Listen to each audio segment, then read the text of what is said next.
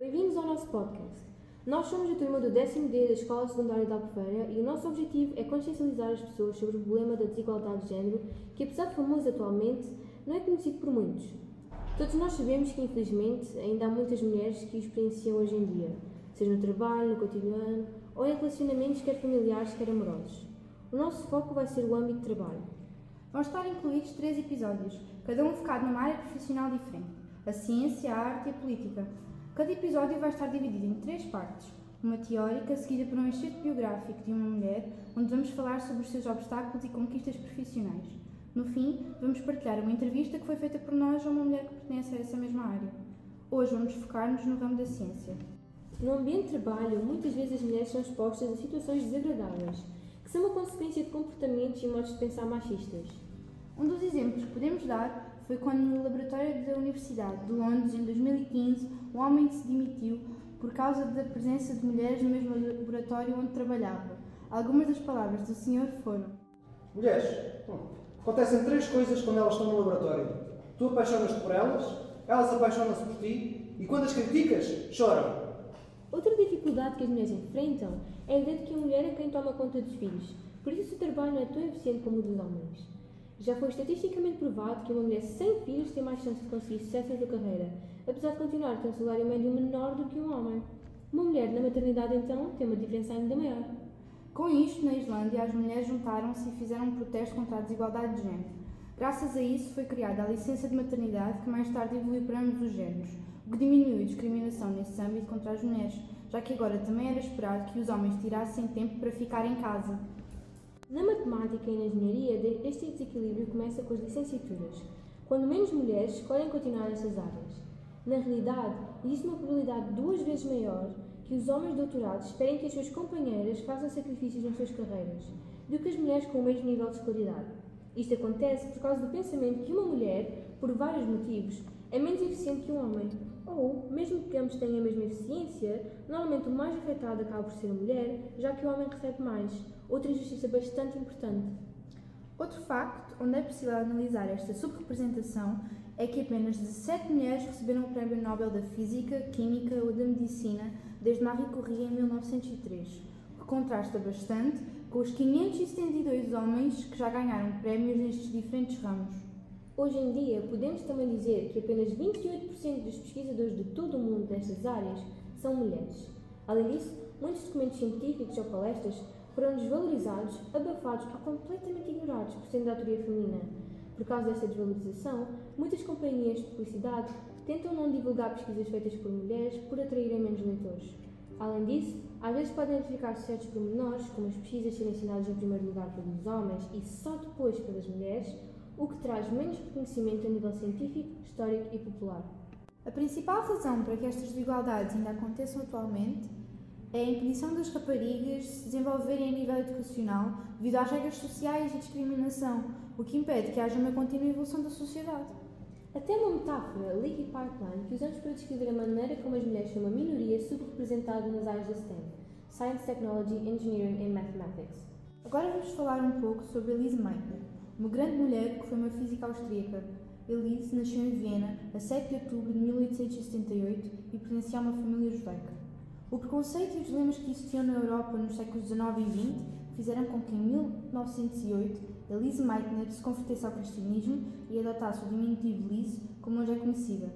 A sua vida escolar foi marcada pelas restrições educacionais impostas pelo governo austríaco às mulheres.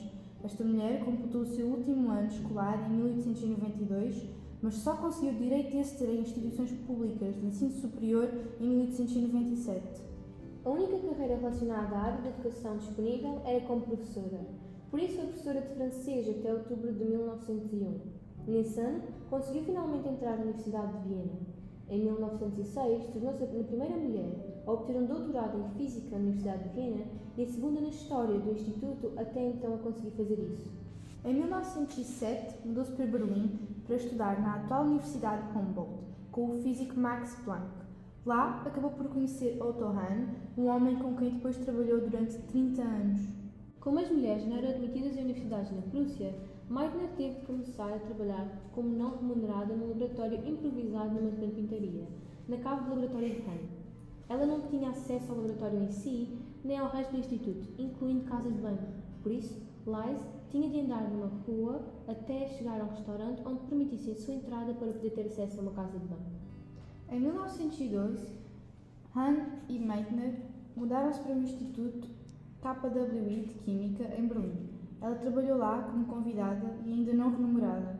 Com a morte do seu pai, Meitner passou por dificuldades financeiras e foi obrigada a voltar para a sua terra natal, até Planck a ter designado como assistente de laboratório. Isso foi o seu primeiro verdadeiro trabalho e também a tornou na primeira mulher a assumir essa posição na Prússia.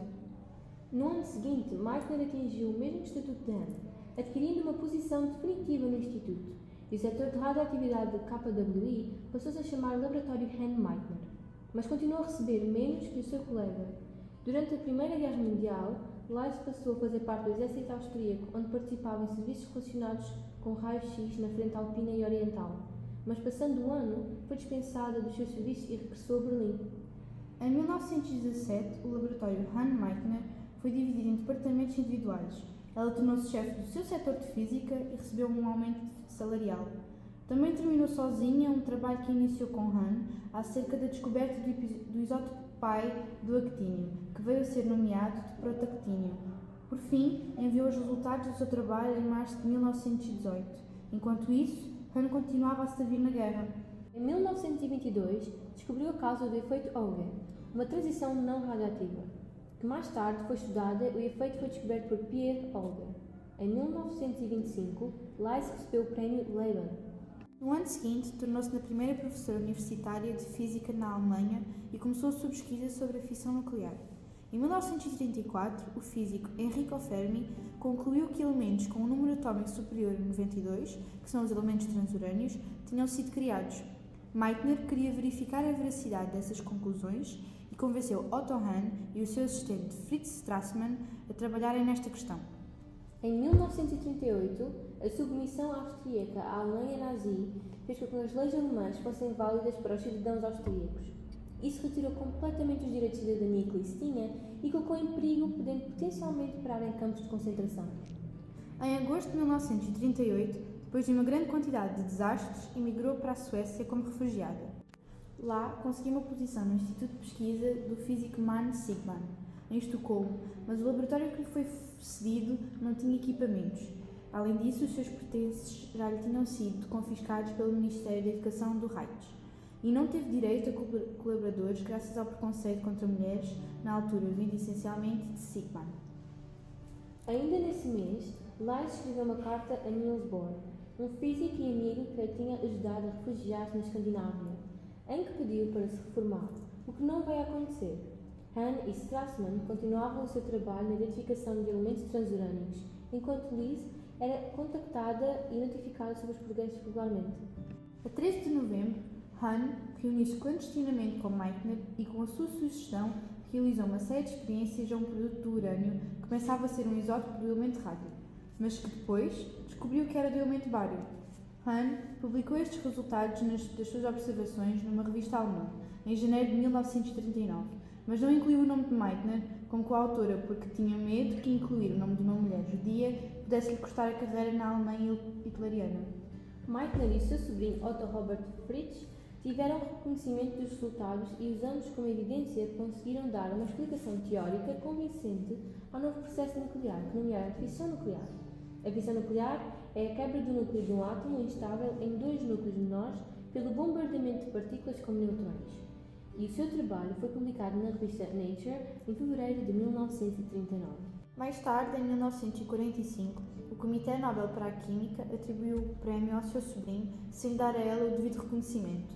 Aliás, Meitner nunca o recebeu nas áreas da Química e Física, tendo sido nomeada no total de 48 vezes, 19 para a Química e 29 para a Física. Provavelmente isso aconteceria porque um dos membros do comitê tinha uma relação instável com Meitner, por ela manter um estatuto de refugiada, por ser mulher, por cariz disciplinar, político e simples ignorância.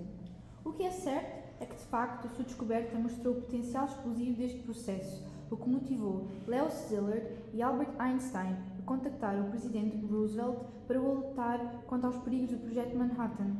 Depois de mais alguns anos, em que deu várias apresentações nos Estados Unidos e discutiu física com cientistas como Einstein, formou-se e mudou-se para Cambridge, Inglaterra. onde viveu os seus últimos anos.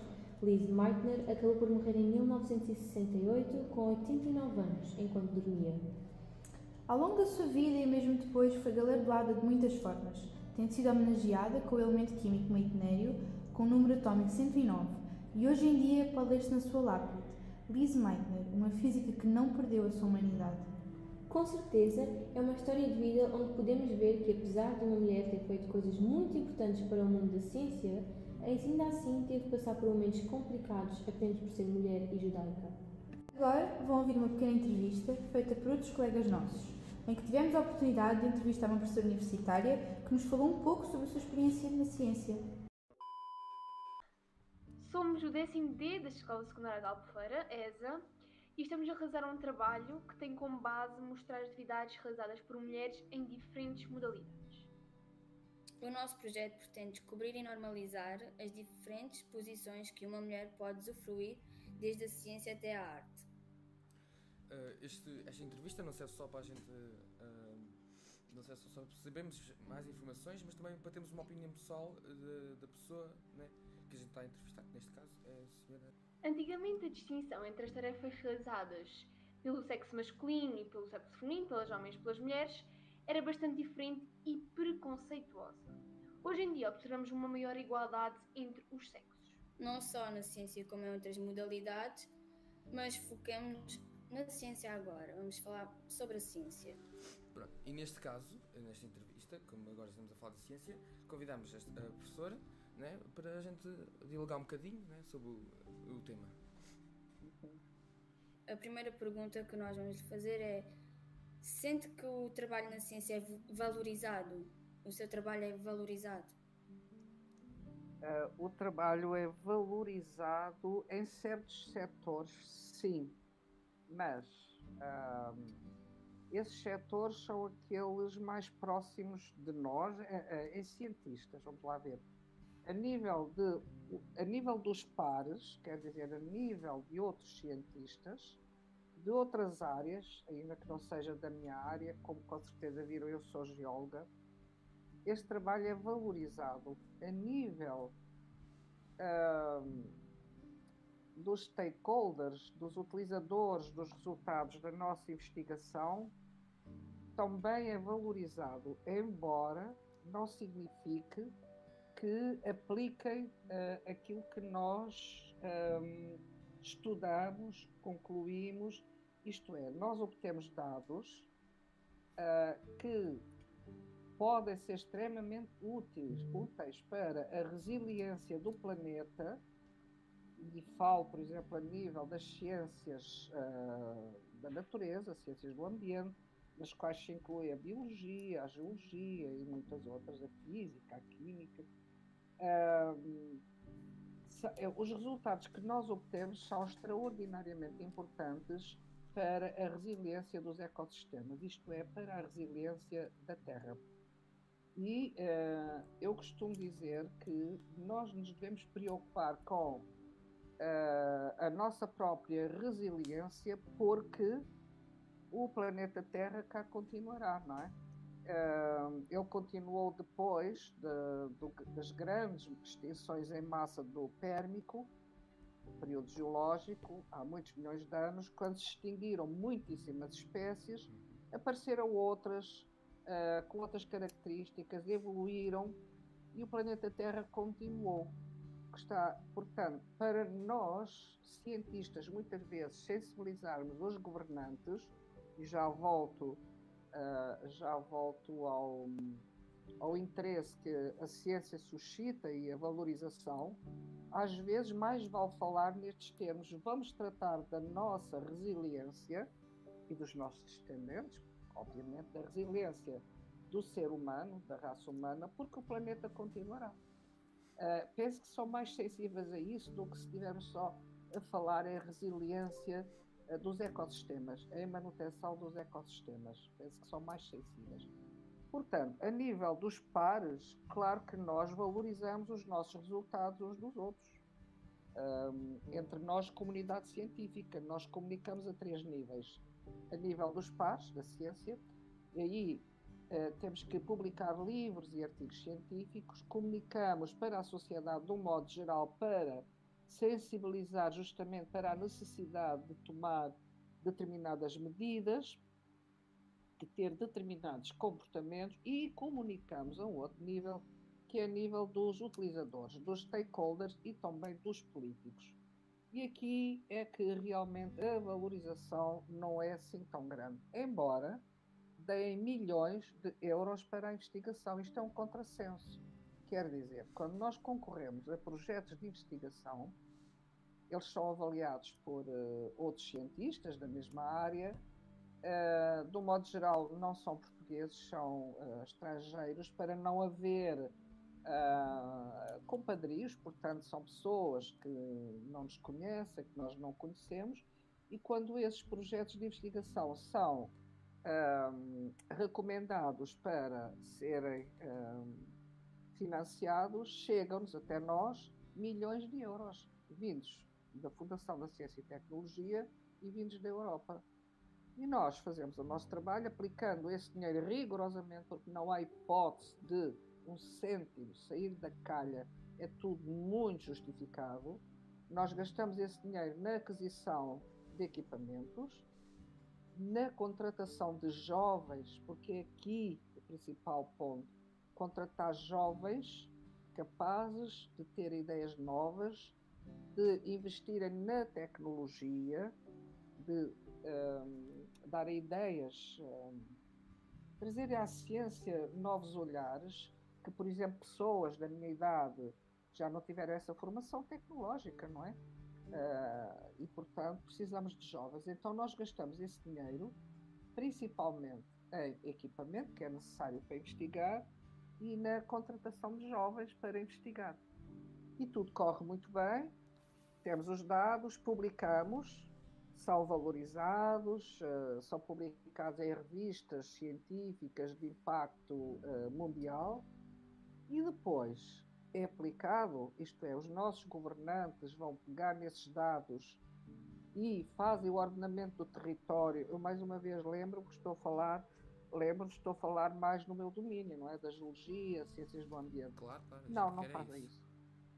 Não fazem isso. Não fazem porque depois entra outra coisa, que é o dinheiro, os gastos que são necessários, a vontade política e as pressões sociais. Estão a entender o que é que eu estou a dizer? Portanto, nós cumprimos a nossa função, damos os nossos, inclusivamente há todos os anos, a Semana da Ciência em Lisboa, onde nós estamos presentes, nós, o centro a que eu pertenço, e todos os outros, claro, de um modo geral, eu peço sempre aos jovens para ir, eu empurro sempre os jovens para irem, eu já estou na parte de trás, não é? A ensiná-los e depois a lançá-los na vida científica ou não, depende. Se eles querem ou não continuar a via científica da investigação, que é de resto uma carreira muito dura, muito dura. E depois temos, a nível governamental, não há vontade política, porque isso significa muitas vezes atropelar senhores muito poderosos, não é? É isso. Verdade. Portanto, a valorização é feita a vários níveis. Não quer dizer que não valorizem, não são capazes depois de avançar com isso. O que mais uma vez refiro que é um contrassenso, porque investem em nós, dão-nos dinheiro, não é? E depois ficamos por aqui. Sim, exato, é isso mesmo que você está a dizer. Qualquer cientista que vocês investiguem, que entrevistem ou falem, vão se queixar exatamente do mesmo. Isto é, para mim, e às vezes eu converso com os meus colegas, sinto-me frustrada. Eu estou muito contentinha a fazer investigação, eu trabalho sobretudo em geomorfologia do litoral, não é? Perigosidade no litoral, geomorfologia de um modo geral. Também acabei de publicar 2 livros, um sobre a Rio, sobre o Guadiana, portanto, é geomorfologia, ambiente geológico. Eu fico muito contente, que bom, eu sou tão interessada em tudo isto, até faço umas coisas giras, mas depois, serve para quê? É frustrante, eu às vezes... Exato, não dão valor a certas coisas. Não, eu às vezes penso, se calhar, tinha mais, ou seja, seria mais útil, sei lá... a ser solidária numa associação de beneficência, ajudar idosos, alguma coisa, porque é frustrante, não é? É muito frustrante. Porque é muito bom ter o reconhecimento dos pares. Fulana de tal até faz umas coisas interessantes, cientificamente interessantes, mas eu queria era que passasse para o útil, para a aplicação a nível da gestão do território. Por exemplo, temos, e tenho que falar sempre no plural porque eu não trabalho sozinha, mas temos muitos trabalhos feitos indicando o que é preciso fazer na orla costeira para impedir a destruição completa da nossa extraordinariamente linda, bela paisagem litoral. Eu já viajei muito no âmbito de congressos e não conheço um litoral tão diverso e tão bonito como o nosso, francamente. Mas estão a destruí-lo. Pois é. E o litoral está a recuar assustadoramente por vários motivos. Um é de origem natural, a subida do nível do mar, alterações climáticas, períodos de chuva muito intensa. Eu estou-me agora aqui a lembrar de algumas arribas que reagem muito às chuvas. Já temos tido equipamento que pomos para medir ondas, para medir justamente o recuo, e no dia a seguir está coberto por um conjunto de pedregulhos que caiu numa noite. E o mar não chegou lá. Foi a água da chuva que dissolveu o cimento que juntava aquelas rochas. Portanto, sabemos exatamente o que é que provoca o recuo do litoral. Há causas naturais, que não as vou enumerar, mas depois há causas antrópicas, que todos conhecemos, não é? E quando eu vou trabalhar, eu trabalho muito e sobretudo no litoral rochoso, da parte sul, isto é, entre Olhos d'Água e Lagos, mais ou menos. Portanto, é o litoral de Ribas Rochosas que eu mais gosto e mais trabalho e mais dados tenho. E sempre que vou para o campo, eu choro quase, literalmente, porque são mais gruas, mais empreendimentos, mais coisas horríveis. Eu já me perco, não consigo chegar à costa porque está obstruída por uma muralha de edifícios. Depois alguns são embargados, fica o esqueleto. E estamos a estragar todo o nosso litoral, enfim, que é uma coisa absolutamente fascinante. Alguns locais já não há volta a dar, mas outros podemos preservar. Exato. Portanto, eu moro em Paderne e em Paderne é uma aldeia que muita gente elogia porque ainda não há grandes edifícios. São pequenos edifícios, muita área de campo e de assim, sítios com menos construções. Sim. E há muita gente que quer ir viver para lá por isso mesmo, porque não é muito, não tem assim muitas construções, Como é que se chama? Paderne. Não, mas disse que era próximo de Paderne. É mesmo Paderne, ok. Sim, é mesmo Paderne, Conselho de Albufeira. Sim, eu conheço Paderne, já lhe vou dizer porquê. Conheço Paderne, gosto muito de Paderne. Aliás, quando vocês veem cartazes turísticos, vocês não veem cartazes turísticos com a ocupação brutal do litoral, vêm com coisas bonitas, não é? Porque nós podemos construir, nós não podemos ficar parados no século XIX, obviamente. É verdade. Mas, para tudo há uma solução, construir com gosto e com qualidade. E porque, enfim, eu espero que não, porque já tenho netos, e gostaria que eles vivessem no planeta onde a água não faltasse. Isso é uma coisa que me feliz. O que hoje em dia, o que se agora vê nas notícias é que estamos num tempo é uma das coisas que mais me aflige é a água. Porque a água é um bem finito, na verdade. Ela existe em quantidade e ela é sempre a mesma no planeta. A distribuição é que não é igual, não é? E, portanto, um relatório que nós fizemos aqui no nosso Centro de Investigação Marinha Ambiental, olha, este é o exemplo, querem ver? Já vou falar de Paderne, lembrem-me de Paderne, mas vou dar o exemplo do que eu estava a dizer do reconhecimento. Estive envolvida num projeto com outras colegas masculinos e femininos, financiado, pago, pela Associação de Municípios do Algarve, que é uma medida extraordinária. Os municípios interessaram-se por contratar um conjunto de cientistas para fazerem um relatório e propor medidas de remediação, para fazer face às alterações climáticas no Algarve. Pagaram e nós, mais uma vez, o que é que fizemos? Neste caso não era preciso, o equipamento que foi necessário foi só um computador para correr programas muito pesados, para fazer mapas, mas contratamos vários investigadores jovens, portanto pagos pela Associação Municípios do Algarve. E tudo correu excelentemente. No final fizemos o relatório e lá, na parte da água, lá dissemos que de facto precisamos ter atenção à água, ribeiras, aquíferos, etc. Vocês sabem muito bem o que está a acontecer em todo o Algarve. O plantio de abacates, que exige imensa água, não é? Sim, sim. Abacateiros. Portanto, este é um dos exemplos que traduz realmente aquilo que eu vos queria dizer. Nós gastamos o dinheiro que nos deram e as pessoas que nos deram dinheiro estão a permitir que se faça o oposto daquilo que nós recomendamos. O plantio de abacateiros, o plantio das mangas terrestres são os melhores que eu conheço. Mas o que está aqui em causa é a falta de ordenamento do território. Falta de ordenamento. Portanto, este exemplo, que é um excelente exemplo do que eu estava a dizer, do reconhecimento, pagaram-nos e agora não fazem nada do que a gente diz, nada. Nem a nível do litoral, não é a mesma coisa. Paderne, eu estou envolvida num projeto, estive envolvida no último ano num projeto que me deu imenso prazer, no Geoparque Algarvensis. Candidato ao Geoparque Algarvensis, e eu estive envolvida pela parte da Albufeira, justamente. E nós criamos um percurso, vão visitá-lo, fizemos uns cartazes tão bonitos. Se quiserem, eu mando os relatórios ou os percursos. Se quiser, pode mandar. Sim, eu mando para vocês, vou escrever aqui, enviar, para vocês irem visitar. Na primavera, olha, vale a pena, é muito bonito. Enviar relatórios algarvenses.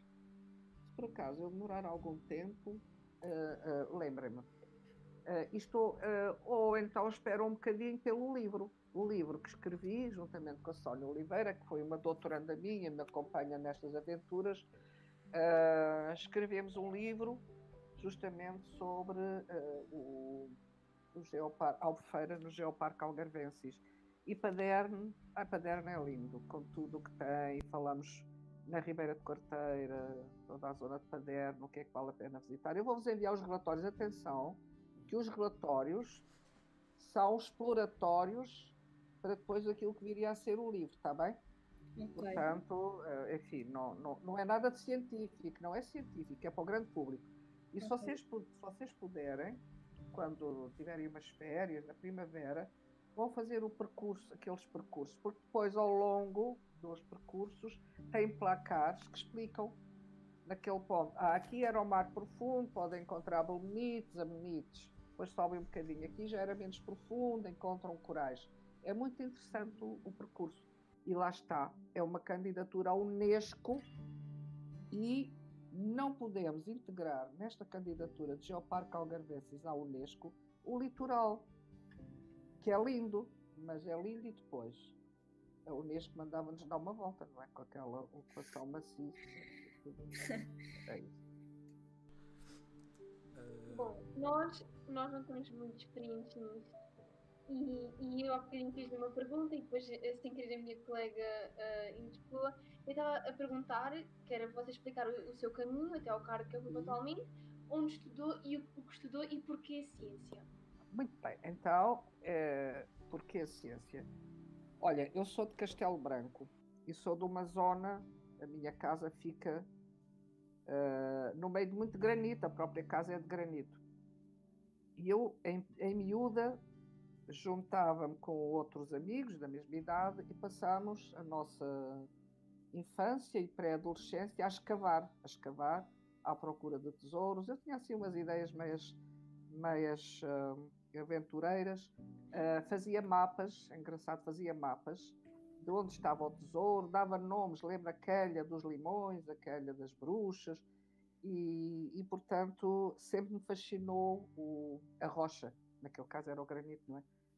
perto da Serra da Estrela. Então, para mim, a rocha, a pedra, os mapas, foi algo que, o mistério, não é? De descobrir o que eram aquelas pedras, sempre sempre esteve presente, sempre. Quando chegou a altura de ir para a universidade, portanto, estava em Castelo Branco, para mim, para Coimbra, era mais fácil porque tinha família em Coimbra e ia para a casa de família, em vez de ir para Lisboa, onde não tinha ninguém.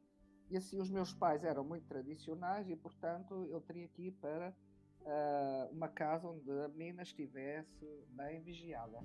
E assim fui para Coimbra e fiz exame de admissão à universidade em Biologia e em Geologia. Para mim era claro, porque eu também gosto muito da parte de Biologia. Aliás, Biologia e Geologia são indissociáveis. Se vocês depois leem no livro, depois é de vos mandar o livro quando tiver já em formato digital, vão ver que muita interpretação que eu faço dos ambientes é com base nos fósseis, nos organismos. Estão a par. E ainda hoje me lembro da composição do caracol e da lesma e da minhoca e da ranca e das plantas e os nomes, às vezes até fico espantada como é que eu ainda me lembro disso. Portanto, Biologia ou Geologia. Tive boa nota às duas, mas depois a pedra chamou-me e eu fui para a Geologia. Fiz o ramo científico, foram 5 anos, em Geologia na parte das rochas sedimentares. Isso para mim também foi ponto assente. Podíamos escolher a parte das rochas ígneas, que eram aquelas que são geradas pelo fogo, que resulta, o fogo aqui está mal emprego, mas estou a entender o que eu estou a dizer, não é? Sim. A partir do magma, não é? Daquele material fundido. Mas não, eu queria as sedimentares, achava mais dinâmica. As sedimentares acumuladas no oceano, quase todas no oceano, que inclui quase sempre muitos organismos. Para vos dizer, por exemplo, quase todos os calcários, 90% de calcários, são de origem biológica. Isto é espantoso, não é? Portanto, atividade biológica no oceano. E então eu escolhi realmente a Geologia, os 5 anos em ramo científico, e depois, entretanto, casei. Pois é, eu casei logo no 2º ano. Isto também eu estava na altura dos anos 60, hippies, enfim, a universidade em mudança. Na minha casa dormíamos aos 7 e aos 8, a minha roupa nunca sabia onde estava. Quem primeiro se levantava vestia o que apanhava. Era um ambiente... É a vida de universitário. Sim. Mas aí já eu casada, já não na casa dos meus primos, porque aí não seria possível, claro. Aí eu já tinha casado com o Rui, eu sou viúva, ele já faleceu, médico. Portanto, conhecemos na paragem do autocarro, ele tinha o Volkswagen azul, e eu apanhava o autocarro, não, o elétrico, eu apanhava o 7. E ele todos os dias, àquela hora, percebeu que eu estava lá e passava para cá e para lá, até que um dia ofereceu boleia. Eu aceitei, se calhar antes disso houve algumas conversas, bom, e depois casámos. Ele era de Faro, claro, enquanto eu tirava o meu curso de Geologia, ele tirava o dele de Medicina. Casámos, tínhamos muito pouco dinheiro, há situações super engraçadas, nós tínhamos muito pouco dinheiro, que era a mesada que os nossos pais nos davam. As nossas estantes eram tijolos e tábuas e tínhamos plantas, basicamente era isso. Tanto que quando fizemos a mudança para Faro, tínhamos muitos livros. Depois ofereceram candeeiros, já tínhamos algumas coisas. O senhor das mudanças disse: mas vocês só têm livros, não têm mais nada para levar. Nós não tínhamos realmente muito dinheiro. E já aqui um parênteses. Uma vez fomos a Lisboa ter com um tio muito rico do Rui, do meu marido, muito rico mesmo, e fomos, e não tínhamos dinheiro para a gasolina, de modo que, a meio do percurso, fingimos que o carro estava avariado, passou um caminhão que nos levou a reboque até Lisboa. Em Lisboa, esse tio muito rico, fomos jantar com ele a um restaurante, que é o Tavares, que é super caro, e ele deixou, na altura, 5 contos de gorjeta. Não sei se isto vos diz alguma coisa, 5 contos. Sim. É uma boa nota esse de gorjeta. E o Rui olhou de lado para os 5 contos, olhou para mim, e eu percebi que ele ia tirar a gorjeta. Só que o tio Alfredo viu e disse: não te atrevas. Bom, mas depois, como percebeu que estávamos aflitos de dinheiro, lá nos deu dinheiro para a gasolina para voltarmos para Coimbra. Portanto, e assim foi a nossa vida, muito engraçada. Eu nunca deixei de ir a cinemas, a teatros, porque todos os colegas eram de vários cursos. Ficavam lá em casa, eu fazia uma tarte de maçã, eles iam lá para casa, comiam a tarte e tomavam conta da Catarina, da minha filha que nasceu lá, que é que teve agora Covid. E, bom, finalmente depois surgiu a hipótese do Rui vir para o Hospital de Faro e veio como ortopedista. Surgiu a hipótese de eu concorrer aqui à universidade e concorri e sediamos em Faro, que eu adoro estar no Algarve. Gosto muito de Castelo Branco, estive lá, por isso é que eu não lhes respondi logo, porque estive a tratar das oliveiras, da poda, etc. Sim, Mas fez adoro estar em Faro. O meu filho já nasceu cá e, portanto, o meu percurso de vida é este. E na universidade, bons amigos, bons colegas, temos um grupo fantástico que vamos, pelo menos uma vez por mês, às vezes até semanalmente, tomar um copo, descontrair, e é isso, pronto. Uns são químicos, outros geólogos. Não sei Então, se...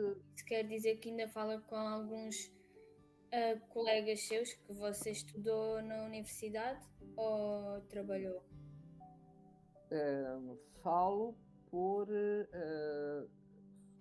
encontramos em congressos, ainda hoje falo com eles via mail, não é? Ou via conferência, sim. Ou então vamos para o campo juntos. Ou seja, mas cá não está, aqui não. Aqui de Coimbra estou eu, da parte da geologia. Está um outro colega também, o Duarte Nuno, e os outros não. Mas contacto com eles com frequência, porque temos trabalhos de campo conjuntos, no Algarve, no Alentejo ou noutra zona.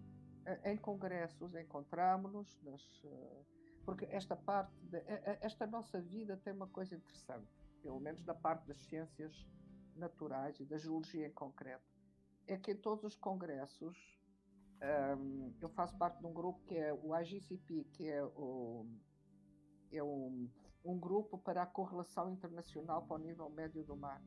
E é obrigatório termos saídas de campo. Em cada congresso tem que haver 3 dias de saídas de campo. E, portanto, gera-se um convívio muito bom, aprendemos muito, e no campo a geologia faz-se no campo, não é? Não é no laboratório. Sim. Parte também no laboratório, mas sobretudo no campo. Então, com os colegas de Coimbra, mantenho boas relações, mas à distância, a não ser quando vamos para o campo trabalhar.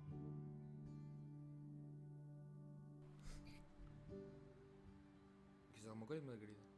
Não. Pronto. Olha, eu às vezes tenho tendência para falar demais e dispersar-me. Chamem-me a atenção. Não, senhor, você que manda aqui. Você que manda aqui. E façam umas perguntas mais.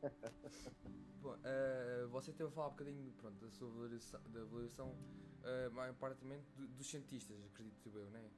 Não só das mulheres, mas como também dos homens, pronto, em nível geral.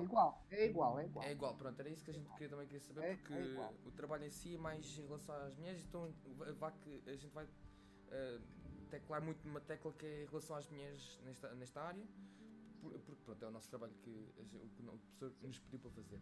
Então, é igual. Eu vou lhe dizer, a nível, no meio em que eu me insiro, em que eu giro, eu nunca dei conta de haver discriminação entre homem e mulher. É evidente que existe, e reconheço, em muitos outros meios, mas no meio em que eu me insiro, no meio académico e no meio científico, eu nunca dei conta de haver discriminação. Não quer dizer que não haja noutros países, noutras universidades, mas tanto quanto eu conheça, não. Até porque no outro dia estivemos a fazer uma proposta para a FCT e foi muito engraçado, porque estávamos só mulheres. Estávamos numa reunião Zoom e na sala virtual, havia 2 homens, o resto eram mulheres. Em cargos de presidentes do Conselho Científico, presidentes do Conselho Pedagógico, do Conselho Geral, não noto discriminação nenhuma. Para reitor, nunca tivemos uma mulher reitora aqui, mas também a única vez que uma concorreu, na verdade não era a candidata ideal, não é? Portanto, temos que reconhecer, o outro era melhor. Muitas vezes falamos nisso, mas há colegas minhas que trabalham com colegas, e às vezes dos países nórdicos, que nós achamos que são Não há discriminação, mas existe. Existe. Muitas vezes na Noruega, na Dinamarca, nesses países que nós achamos que não existe, muitas vezes eles têm mais discriminação do que nós aqui em Portugal e Espanha. E mesmo em França. Podem confirmar isso. Em Portugal, França, nos latinos, penso que há menos, e as minhas colegas e colegas têm também essa percepção. Porque uma mulher eu li uma vez um relato de uma mulher que trabalhava, penso que em economia, e ela seria ou sueca ou norueguesa. E ela referia que para conseguir ter os mesmos créditos que os colegas masculinos, não podia, por exemplo, ser muito agradável, rir-se muito, porque era um descrédito para ela, não podia ser natural.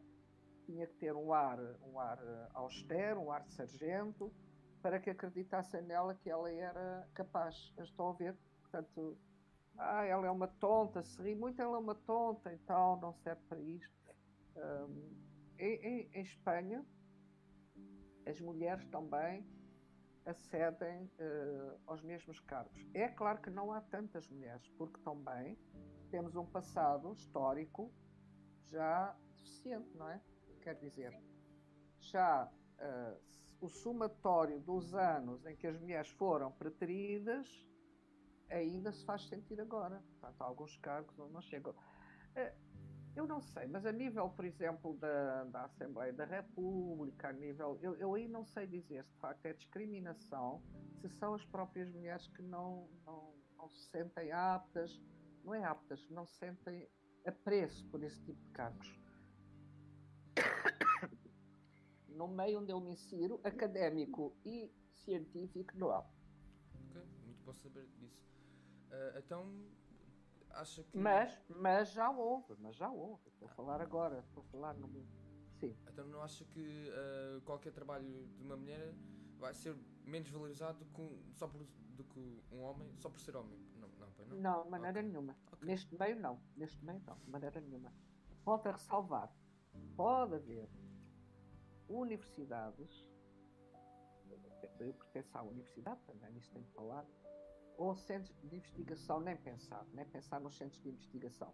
Pode haver universidades a nível do meio académico de conseguir, por exemplo, posições, de facto até nem são remuneradas, por exemplo, o conceito científico, o conceito diretivo, pedagógico, de modo geral, é mais trabalho que outra coisa.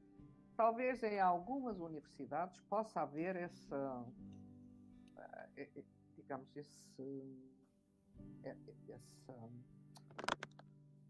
nem sei o que lhe de chamar, não queria dizer, mas preconceito, é preconceito.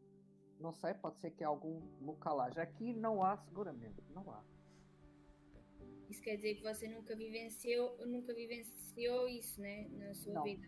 Não, nunca. Ainda bem. Nunca mesmo. Como é que acha que a sociedade, portanto, nós temos mulheres que marcaram a história e houve discriminação, por exemplo, na parte da química, que mulheres descobriram certas coisas e não acreditaram e mais tarde viram descobrir que era verdade. E portanto, como é que acha que a sociedade vê as mulheres na ciência? Isso é verdade, era aquilo que eu estava a dizer. Já houve, não é? Já houve muita discriminação. Uma mulher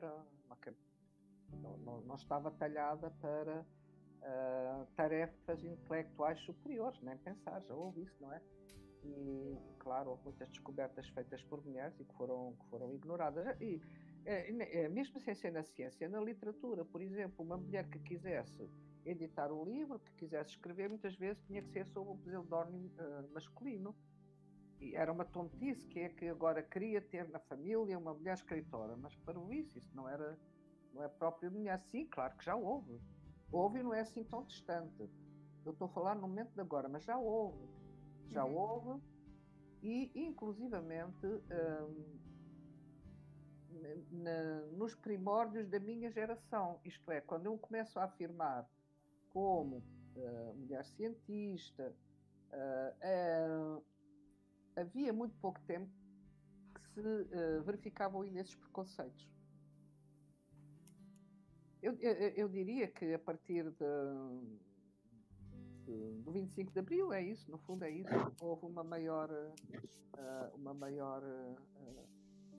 aceitação do trabalho das mulheres e as mulheres afirmaram-se, não é? Até aí estavam muito dedicadas Por exemplo, quando eu disse à minha mãe que queria ser geóloga, ela disse: porquê é que não vais antes para professora? Portanto, havia determinadas profissões que não eram bem vistas para uma mulher. Andar agora de martelo na mão não tem jeito nenhum. Exato. E mesmo na política, há uns dias, portanto, às vezes ouço as pessoas a dizerem eu não vou votar, principalmente as mulheres, tanto tempo que nós batalhámos, nós entre aspas, para conseguirmos que a mulher pudesse votar, e ouvir dizer certas mulheres que não vão votar é assim um bocadinho. Olha que é verdade, que me dá vontade, triste. dá-me vontade de lhes dar umas taponas, é bem verdade. Disse-me a minha filha ontem, eu não ouvi, mas disse-me a minha filha ontem que uma deputada do Chega, eu ainda não ouvi na televisão, disse-me a minha filha, estava a dizer que concordava que as mulheres deviam ser remetidas a um papel inferior. Pode ir para o Afeganistão, não é? Pronto, por exemplo. Eu não ouvi a notícia, foi a minha filha que ouviu. Até me custa acreditar uma mulher estar a dizer isso do seu próprio sexo, que as mulheres não são feitas para já, nem então não vá para deputada, nem lá devia estar. Pois, exato. E como é que acha que a sociedade vê as mulheres? Desculpa lá, deixa-me lá interromper, mas há muita mulher que assume o seu papel de secundário. Muita mulher que assume o seu papel secundário. Como eu estava a lhe perguntar, como é que acha que a sociedade, em homens e mulheres, vê as mulheres na ciência? Aonde? Como é que vem na ciência? Sim, como é que acha que a sociedade em geral vê as mulheres na ciência? Acha que, por exemplo, vê uma mulher que descobriu tal, vão acreditar ou ficam um bocadinho... Como é que acha que as pessoas, que a sociedade... Eu presentemente, é a minha percepção e quase a minha certeza vem com bons olhos. Vem com... como vem com o homem. Repare, a quantidade de, inclusive portuguesas, não é? Que, quando eu digo inclusive portuguesas, porque temos algum atraso tecnológico por falta de equipamento, mas agora já o atraso tecnológico resultava da falta de dinheiro para o equipamento, para os laboratórios, só por isso. Veja a quantidade delas que são agraciadas e que têm tido resultados extraordinários a nível da medicina. Estou a referir a nível da medicina porque é algo que tem muito impacto, não é? Nas pessoas, a saúde das pessoas. E a sociedade, eu nunca vi que visse com menos mérito as descobertas das mulheres. Ainda bem. Eu tenho uma visão muito positiva, talvez, pelo meio em que me insiro. Posso estar aqui a ter uma visão demasiado otimista, mas eu penso que estou a ser correta naquilo que estou a dizer. Presentemente, a não ser para algumas mentes deformadas, não é? Algumas mentes mais antiquadas, onde se incluem mulheres, a não ser para essas pessoas, que eu considero até não pessoas, encaram da mesma maneira. Homem e mulher. É claro que poderá haver algumas tarefas para as quais, a nível da ciência, não é? Por exemplo, penso que não há grandes dúvidas que os homens ainda têm uma tendência mais para as tecnologias do que as mulheres. Não sei, aqui já não tenho a certeza se ainda é bem assim. Olha, Eu acho que é. Ainda é. A filha do meu colega que eu falei há pouco, que é de Coimbra também, entrou com média de 19 em ciências espaciais, não se chama assim. Engenharia espacial, também não se chama assim, mas é isto, engenharia espacial, com uma nota 19, e ela era a única mulher no curso quando entrou. Portanto, mas aí talvez porque eu penso que ainda há uma certa, custa-me dizer um pouco, uma certa apetência, maior apetência dos homens pelas tecnologias. Não sei se é verdade. É. André, o que é que acha? Eu acho que sim, Não é? Eu acho que ele Não, concorda. mas é que, por exemplo, na nossa turma temos mais mulheres do que homens no curso de ciências. Mas pronto, é uma turma em centenas, cá no país inteiro, não sei como é que estão os outros países. Mas, ciências, países mas está bem, mas é que aí as ciências engloba Sim. geologia, biologia, Engloba tudo. engloba tudo, pois, engloba tudo. Eu não sei, a minha visão é uma visão muito confortável, porque me sinto confortável no meio onde vivo. Isto é, nunca tive nada que discriminasse o meu trabalho, a minha posição. Já tive vários cargos, cargos de gestão, diretora de departamento, portanto, por aí fora, e nunca, aliás, pelo contrário, muitas vezes as mulheres têm uma visão muito mais clara e são às vezes aquilo que nós dizemos um pouco mais diretas. Não sei se estou... Completamente. E às vezes até sabem gerir melhor recursos humanos. Bom, atenção, que isto que eu estou a dizer é a minha visão, é a minha percepção, mas se falar com as colegas do meu centro de investigação, tenho quase a certeza que lhe vão dizer o mesmo. E da minha faculdade também, penso. Não sei se, por exemplo, noutras faculdades será tão assim.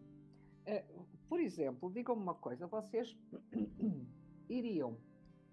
precisam de ir a um ortopedista, iriam mais facilmente ao ortopedista homem ou uma ortopedista mulher? Homem. Eu também. Estão a ver o que eu estou a dizer? Portanto, Sim. nós próprias mulheres. E porquê? Porque homem é preciso mais força, osso, não sei. O meu marido era ortopedista e eu não me estava a ver ir a uma ortopedista mulher. Isto é estúpido, isto é preconceito. Sim. O que eu estou a dizer é preconceito. Não é? Mas olha, isso é isso. É como se a cara de profissão fosse aquele género, mais ou menos, às vezes, como a gente vê. Por exemplo, a gente associa pedreiros a homens, ortopedistas, por exemplo, também a homens, mas depois somos mais esteticamente mulheres, por exemplo, também. É um bocado. Estamos formatados. E eu com a minha idade, eu estou formatada, claro. Vocês nem tanto, mas eu já estou formatada para algumas coisas, não é? Mas, já não é. Agora vocês podem abrir a cabeça. No entanto, há jovens, por vezes, que são mais conservadores do que nós na minha idade. Eu noto. Vocês notam isso? Sim. Há jovens que são mais conservadores. Hoje em dia, agora no nosso meio, pelo menos na nossa turma, já não há tanto, mas sim, acredito que mas haja. Ainda encontram, pois. E não é bom. Mas quem está a falar é Margarida ou a Sílvia? É Sofia. Sofia, começa por essa. Sofia, se formos sair deste meio em que estamos a falar e for, por exemplo, para a construção civil ou para o ramo automóvel, o machismo é extraordinário. Existe. Porque, por exemplo, imagina o que é num prédio entrar uma mulher de capacete para ir dar algumas ordens aos homens. Exato, não vão saber bem digerir, digamos assim, porque como está a ser dado ordens por uma mulher e naquilo que profissão. O machismo aí existe muito, porque tudo aquilo que eu disse se refere, volto a repetir, ao meio, à ciência e à academia, porque fora disso o machismo é muito grande. Existe. Aliás, vocês se calhar notam, ainda são muito jovens e portanto ainda não têm uma profissão, mas seja qual for a que escolherem, se entrarem no mundo dos homens, digamos, que os homens assumiram como sendo deles, vão ser olhadas de lado. Verdade. Portanto, o machismo existe e é muito grande. E nós hoje em dia temos de ter muito cuidado com o que dizemos, porque cada palavra que nós dizemos pode ser considerada racista para outra pessoa, ou podemos estar a ser machistas, ou porque, não sei. É verdade. A sociedade hoje em dia está muito muito sensível, não é? Exato. Muito sensível. Ser politicamente corretos, como dizem. Pronto, mas o machismo existe muito, muito, muito, muito. Porque era como estava a dizer o André, há certas profissões que nós nos habituamos a que são masculinas e outras que são femininas. Era a mesma coisa que se nós estivermos no ateliê de costura e entrar um homem, se sentar a uma máquina e começa a fazer uma bainha, não é? É Sim. igual. Portanto, ou seja, há preconceitos de ambos os lados. De homem para mulher e mulher para homem. Sim, sim. Eu tenho uma curiosidade. Você ainda trabalha? E Olha, está a trabalhar em que ramo? É assim, eu estou reformada da parte académica desde o dia 1 de abril, portanto, do ano passado. Sim. Mas continuo a trabalhar em ciência. E gosta do que faz, certo? Sim, claro, é uma paixão. É uma paixão. Eu deixei a parte académica, a parte das aulas, porque estava a ser demasiado e eu queria passar a pasta a outros colegas que estão lá, mais novos, e porque de repente em novembro, não é? Eu verifiquei que não fazia mais nada, não tinha tempo para investigar, para orientar, nada a não ser dar aulas, porque estava com 5 disciplinas diferentes, 4 delas em inglês. E, portanto, quando eu não estava a dar aulas, estava a preparar, e quando não estava a preparar, estava a fazer avaliação, porque eu preparo sempre as aulas, mesmo que dê 10 anos a mesma disciplina, eu perco muito tempo a preparar, até porque aparecem coisas novas, não é? Gosto, e a nível da universidade, depois temos que mostrar o que há de novo. Portanto, estar constantemente a ler, dar as novidades, mostrar, fazer coisas atrativas, porque nunca mostrei slides escritos, nunca. Portanto, eu tenho que mostrar slides com muitas imagens, estou a falar de geologia, e sobre essas imagens trabalho, não é? Falo. Depois faço os esquemas no quadro. E, portanto, eu preparava sempre muitas aulas, muito. E estava sempre à procura de maneira de... Às vezes tenho saudades, porque arranjava um tema para depois explorarmos. Podia ser, por exemplo, o vinho do Porto e daí partir para a geomorfologia, algo assim. Ou as lágrimas de Inês de Castro e daí partir para a geoquímica. E, portanto, perdia muito tempo. Quer dizer que eu, com 5 disciplinas, 4 em inglês, porque os mestrados em que eu estava a dar aulas tinham estudantes da Alemanha, América, Canadá, espanhóis, brasileiros. Os nossos maiores, não sei como é que é agora, mas os nossos maiores contributos para o mestrado em gestão marinha costeira era a Alemanha, Canadá, América, França também, Espanha, alguns brasileiros, alguns também. Então eu pensei, não, eu não tinha tempo para nada, não tinha tempo para escrever, para ler, para ir para o campo. Reformei-me e não tenho tempo para nada, porque vou para o campo, porque escrevo livros, porque orientação também. Tem a vou sua parar vida ocupada. Portanto, a parte da investigação continua, olha, até me apetecer. Agora, vocês sabem o que é que para mim a reforma representa? É a continuidade do tempo. É extraordinário, sabem? A continuidade do tempo é extraordinária. Eu penso, amanhã não tenho horas para nada. A não ser que eu próprio as tenha marcado. Quando estava a dar aulas, já sabia, não é? Às 8h30 à prática até o 12h30. Depois, era um tempo compartimentado e isso gerava-me cansaço psicológico. Ter o tempo dividido, nunca gostei. E agora o tempo é meu e eu faço com ele o que quiser. Claro que tenho reuniões, tenho isto, tenho aquilo, mas é diferente. Tenho prazer em estar aqui com vocês e por aí fora, mas sou eu que giro o meu tempo. Essa para mim é a grande diferença. Tenho saudades de dar aulas, nem por isso. Tenho saudades de alguns momentos, de algumas ideias que eu transmitia, mas não propriamente das aulas. De resto, passei a pasta a colegas mais novos que precisam de também. Fez muito bem. Pronto, a gente tem aqui um apanhado de perguntas que a gente foi fazendo. A gente faltava algumas, mas acho que você já respondeu a tudo que a gente tinha. Em geral, sim, Sim, respondeu a sim, tudo. sim. Se não, digam, estou aqui para Não, vocês. a gente já Estou tem aqui para tudo. vocês. A gente... Por outro lado, se quiserem mandar por mail algum esclarecimento, alguma coisa, mandem. Ok. Mas Tá a bem? gente já tem aqui tudo o que precisa. E desde já agradecer, né, a sua presença aqui. Eu falo muito, não é? Não, você fala o que tem que falar. Você que está a ser entrevistado. Exato. A gente faz-lhe a pergunta, você responde à sua maneira, né? Sabe o que é? É perfeito professora. Pronto. Exato. Tá bem. Pronto. Esqueci-me de uma parte importante da minha vida. Diga. Então, pode dizer. Quando cheguei ao Algarve, tornei-me velejadora Não sabe o que e, é? e ganhei muitas taças. Barco à vela. E ganhei muitas taças. Via o lado da beira, onde nem se via o mar, para vir tornar-me velejadora. Veja só. É assim. Portanto, foi uma vida bastante animada, portanto, deixou de dar aulas, mas continua com muitas coisas para fazer e às vezes Então não. Então.